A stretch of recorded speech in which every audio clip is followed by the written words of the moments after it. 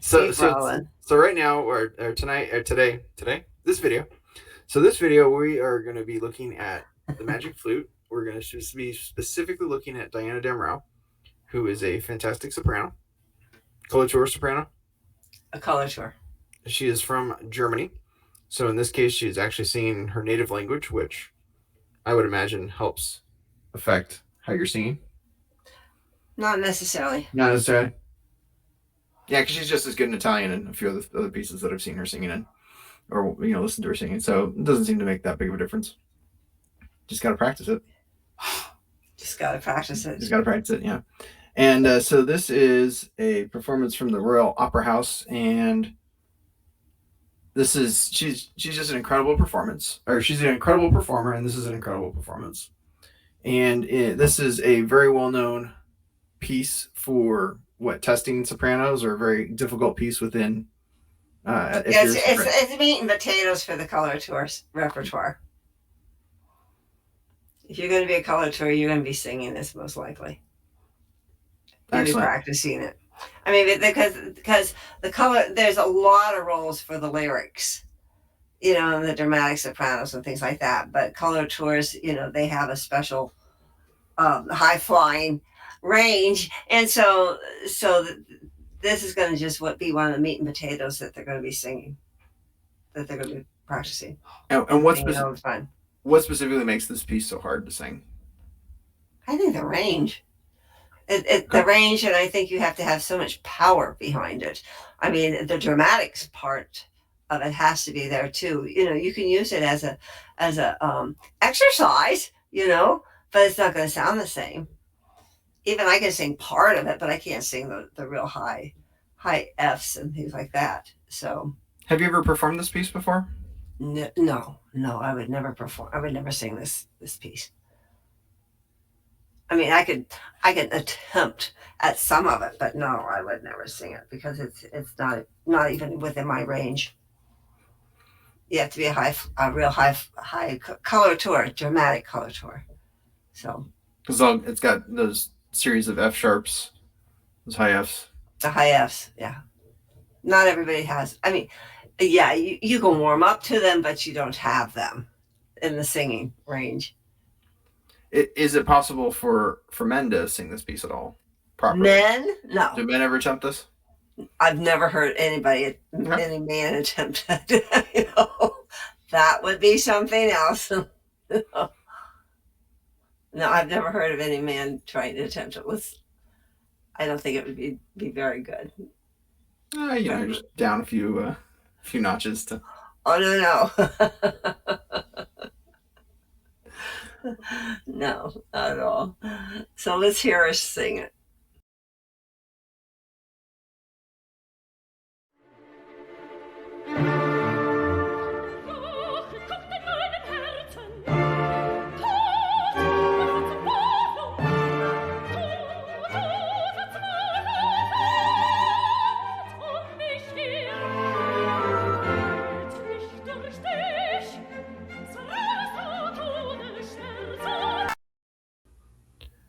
So one of the things that I think impressed me so much is just how effortlessly she performs this piece. Like Ah, there is no strain anywhere. oh no, no, no, no, no, no. She's very strong and she just floats. She just floats. And all good singers float. All good really singers, they just float. It's just part of their body. Yeah, no, she's amazing. Absolutely amazing. And look how scared. It's such a well played scene. Like the costume, the makeup, the she her. It's not Yeah, just the fact that she's singing; the whole acting part is incredible as absolutely. well. Exactly. And see, that's what opera has turned into, that you cannot just be singing well. You also have to look good, and you have to act much better, because you don't have, if you have people that are close up with you on cameras now, where in the old times they didn't have the cameras on you, and you had to be big gestures, but they weren't so much with the acting part. They just want to hear all the beautiful singing. So that's why some of them were just standing still, years and years ago. the park and bark. They're just standing in one spot and singing and You bet. letting it all out. And big, hefty people. You know, it takes a lot of energy to sing these things. Okay. So anyway, let's play her. Let's hear her.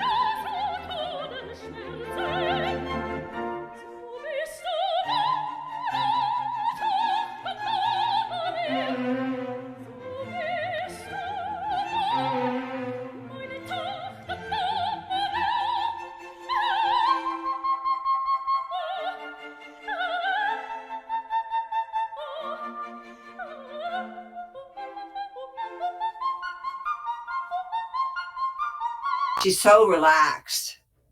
Okay. She's so relaxed. All she knows she has those notes. I mean, I think that her mouth is just very relaxed because there's not a lot of movement, but there needs to be more space for her on that soft palate, and her mouth is naturally doing what she needs to do because she's singing with the air.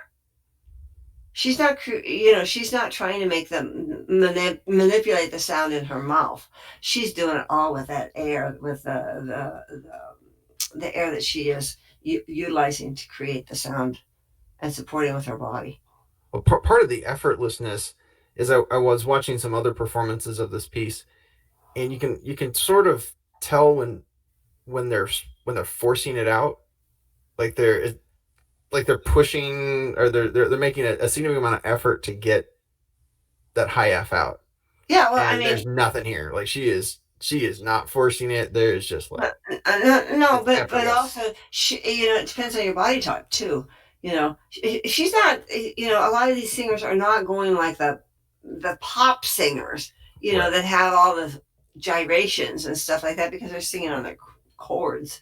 But they're using all their energy, and their mouth is going to be different because their bodies are different. You know, different physiology in them. I mean, but she's just effortless. I mean, that's the whole name of the game, is to make it sound easy. So does that come from significant amounts of hours of practice? Is she doing specific exercises? Is it raw talent? Like how do you how Oh, do you how do you end up singing like this? it's a combination. It's a combination. You have to have the raw talent first. I mean, she's in that top 1% of the population that has this beautiful gift. Like Pavarotti, Joan Sutherland. These are Renee Fleming. These people have Beverly Sills. These all have had um, talent given to them, but they've worked very hard to get there. The road to success is littered with talented people who don't work, who don't have the work ethic. And it's not just what's on stage. I mean, we all have emotional hangups that you have to go through. Even Tibaldi had stage fright. And her mother was always backstage praying for her. Yeah, it was really interesting. And even when I was watching Pavarotti in a concert in Vienna, I mean, he had to have this long handkerchief constantly played with the whole Oh, concert. seriously? Oh, the whole concert, he had this huge long handkerchief. Was it a Maybe nervous tick? I don't know. Maybe it was a security blanket. I don't know. I just finished reading Renee Fleming's book, and she speaks to us about some of the problems with performing and the emotional things that go on in your life, because you think, oh, they're just going to go out and do. No. There's a lot of back stories that go on with this. I think it was Joan Sutherland said that she was singing. I can't remember whether E Portani or something, and she said it was so perfect that she never would release it. Oh She would wow. never release it because she could never sing it that well again. You know, so who knows? Who knows all the backstory? All that we hear is the beautiful sound, and this is what a professional does. They practice. They have it so well um, learned that they can't do it wrong. Right. They've done it so many times that Well, no, essentially but they instinct they yeah, they practice instinct they instinct practice comes their on. technique, their everything. They can't do it wrong. So whatever she's feeling, she's been feeling for a long time because she's practiced how that feeling inside, you know. and she knows what she's doing. I mean, she gets to think about different things. She's not thinking about technique at this point in time. Maybe. I mean, there's times when you have to think about technique. Maybe this, I don't know how she feels about this aria, you know. I'd be scared to death of her, you know.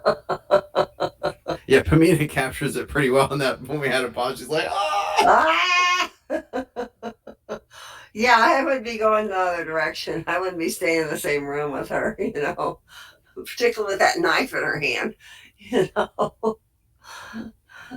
But you can listen like that one clip that you sent me on YouTube.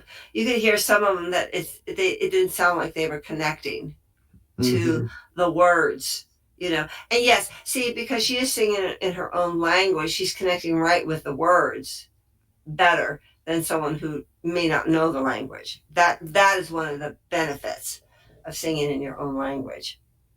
Right. You She's can, as opposed to just memorizing a phrase that you're replicating. right, and I mean, you have to do a lot of translating anyway, but you can connect better when you're singing in your own language, you know.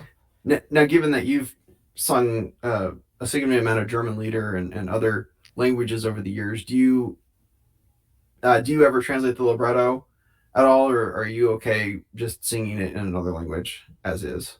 Oh no, you have to translate. Okay, so you translate everything. Oh, you have to translate. You have to know what you're singing because you have not a clue what's going on if you don't translate it. Then just because of exercise, you have no connection to the music. Yes, I've sung a lot of German lieder, a lot of German because that's where I've spent a long time, but in Austria, and so I connect really well with that. It's a little bit harder for me to connect with the Italian language because I haven't spent as much time in the Italian language as I did with the German.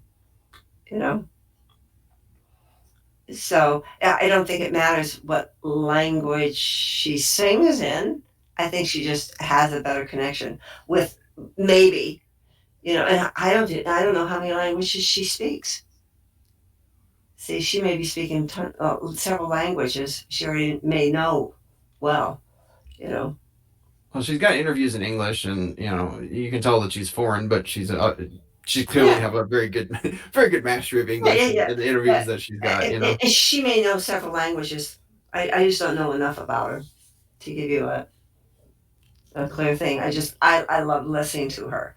You know, I'd love to hear her Ariadne, and hear that sound. You know, it would be fun to hear her sing more of the Servinetta too. So I mean, this is a great thing because you like the drama. She connects with the role like it's at the point where because I've watched this performance enough times and I had this on DVD at one point and when we had to throw everything out, unfortunately it was very sad to throw that out, but I've got copies of it, and so like this it's almost a sense where when I think of Queen of the Night I think of this performance. Like there's a mental association that this is how I Not define Queen of the performance. Night. That's right, this Yeah, is the yeah, yeah. performance. Well, I have those performances in my mind because I went to see Don Giovanni several times. I have Carl Ritterbusch in Der Rosenkavalier, you Mm, know, and that is the person to do it, you know. yep. And I have several people that when I saw them enough times that's kind of the standard. But Mm, we all do that. We all do that, and so that's why it makes singing and everything so subjective. It's mm. all taste.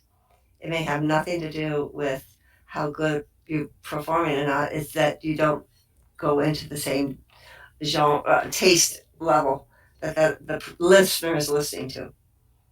Excellent. I'm gonna play a little more here.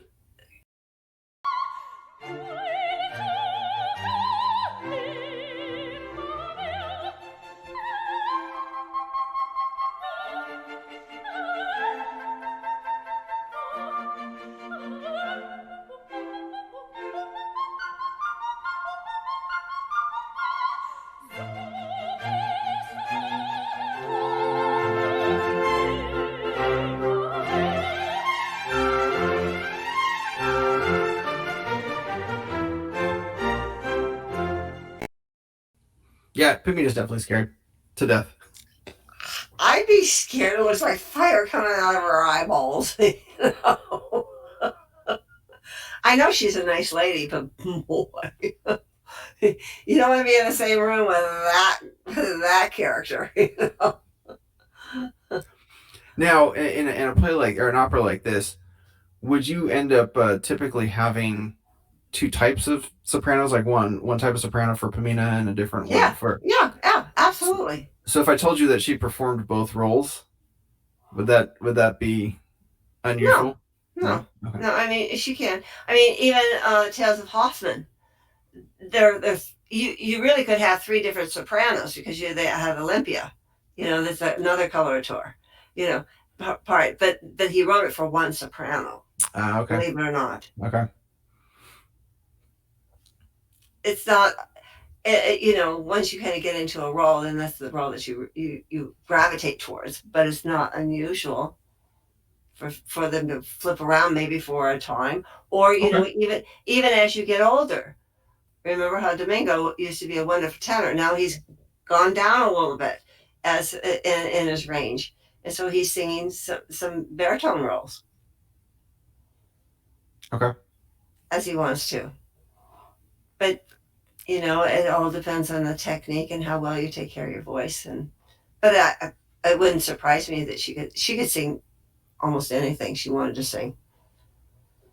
I mean, think of like Renee Fleming. She does even some pop stuff. Oh wow. I mean, she cut her teeth in I think jazz early on. I think that's what she Oh said. wow. I don't remember. But you know, there's a lot of crossovers. People are doing a lot more crossovers. And when we were in Pasadena, that was the rage of having classical people with some of the pop people. So you have Freddie Mercury, you know, Okay. Queen, and a Caballé doing something together. So there's been this mixing up because in reality, the younger generation, your generation, are not really connecting to the opera world. They connect more to the pop, to the Broadway world, and so it's really very important to um, give young people exposure to some of these great singers and some of this great literature, so it doesn't die, basically. Well, I mean, I love having YouTube and access to the resources that we have now versus what you guys had when I was growing up. On the discs, and you didn't exactly have all these. You didn't have tens of thousands of hours of performances that you could pull No, up in 30 seconds. no, You had to order no. VHS tapes or go to see it in person. Uh, yeah, yeah, yeah. Yeah, particularly when I was in Vienna, we just went in person.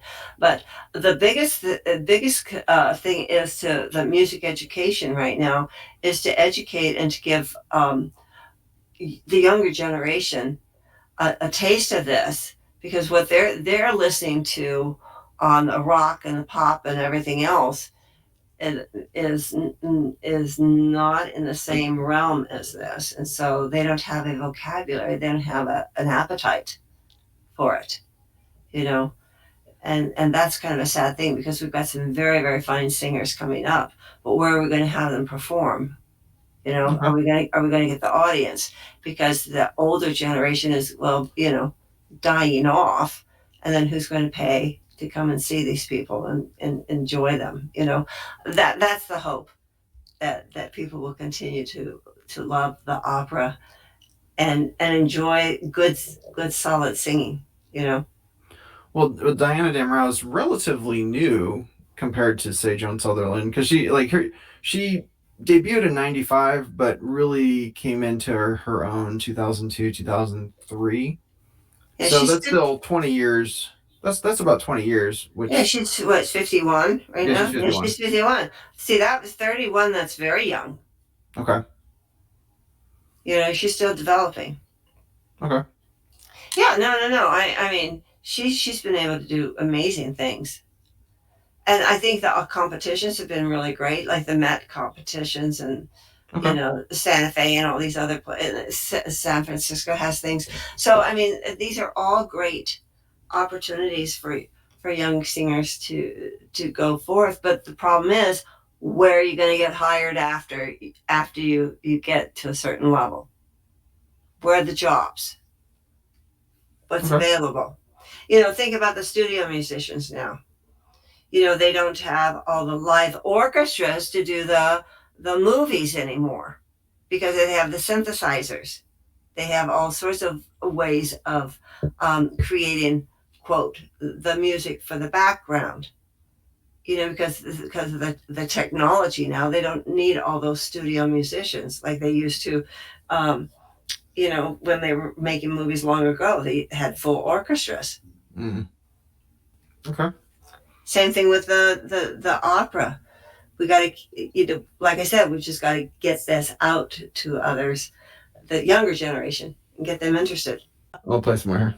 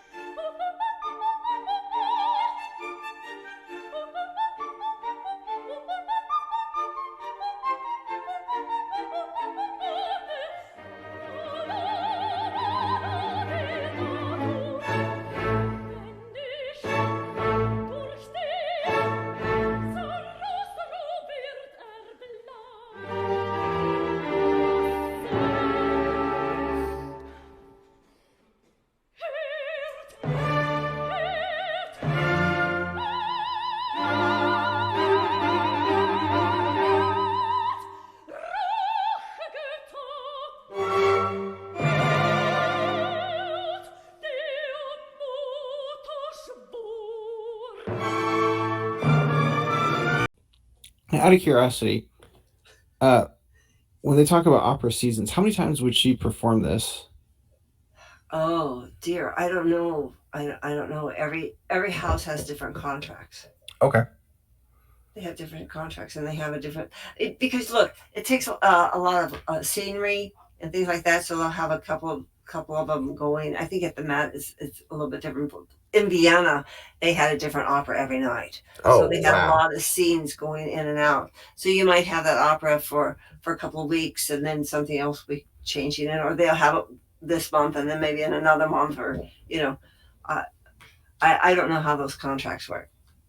Okay, so she might be performing this piece every night for a few weeks. No, she would No? not be performing this every night. Okay. Okay. No. Yeah, this takes a lot. You got to rest. You Oh, got to rest. how many? Like, would they give him a couple days? Would they give him a week? I What would, kind of? it depends on on that person, but I would say maybe at least a couple of days. Okay. Because it takes a long time. You got to recover from it because it's this is a very physical art form. It's not just opening your mouth. I mean, your whole body is your instrument, and you're physically involved with this whole thing. So you need rest. You're not going to be out partying all night. And then trying to get up and sing the opera again. Well, out of curiosity, so how does someone end up as the colorateur? Do they just wake up one day and be like, "Oh, I'm going to try this piece," and find out that they can do it? Is it something that you work towards? Like, how do you actually? No, you're born with it. You're born with it. But how do you discover that you can do it? Singing in the shower? Yeah, somebody can. Yeah, maybe somebody heard you. Like Beverly Sills' parents were playing wonderful recordings to her, and they just heard it.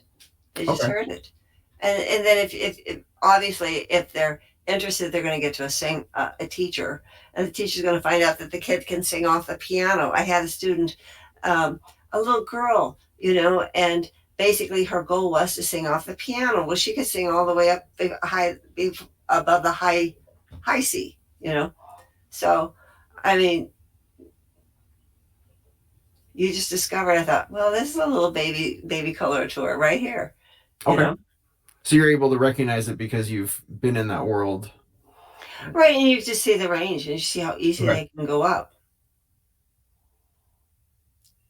And then along the way, there's some of us late bloomers that discover our higher range later on. Okay. There's a lot of switching back and forth. A lot of people think that they're mezzo sopranos, and then all of a sudden they find out that they're really a soprano, a lyric soprano. So it's a lot of discovery, a lot of Okay. discovery. So does that make sense to you? Excellent. No, this is great. I mean, it's a I enjoy the piece immensely. Not that I've ever really sung it, other than mostly humming it to myself. Maybe that's the extent to which I can. A few octaves lower. A few right? lower, a little lower. I just need to believe I can. Somebody's not poking you with a pen That's right. to scream the high lies. That's right. But see, you don't feel any reaching. I mean, everything is just very relaxed. She's using her body to create that sound in the most efficient way. Now, when somebody's reaching this level, is it when they're this relaxed? I mean, is that part of training? I know that in some of the martial arts I've done over the years, it was always relaxed because you can tell if you're stiff when you're doing a throw, for example. You can tell when someone's more relaxed when they're doing a throw Yeah, versus if they're yeah, they're yeah, new and they're stiff. yeah, yeah, yeah. And the more, well, see, all right, the more that you relax here, the more your breath will take over. And that's the name of the game, is to make sure that this is very, very free, everything very, very free, so it will just do what it naturally needs to do. And so you're using your whole body to support the sound with the air, using the air well, and tucking.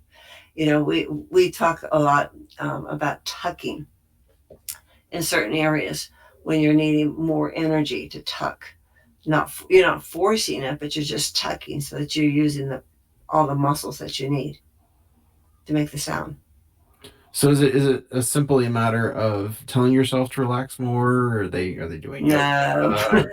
No, no, no, not for me. Maybe I'm in the head case, but you have to think about the articulators.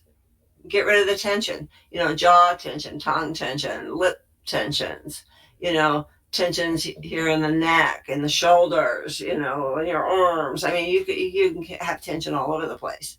You know, the whole thing is just trying to learn how to find somebody who has really, really good ears, who can hear and make suggestions that make sense to you. Okay.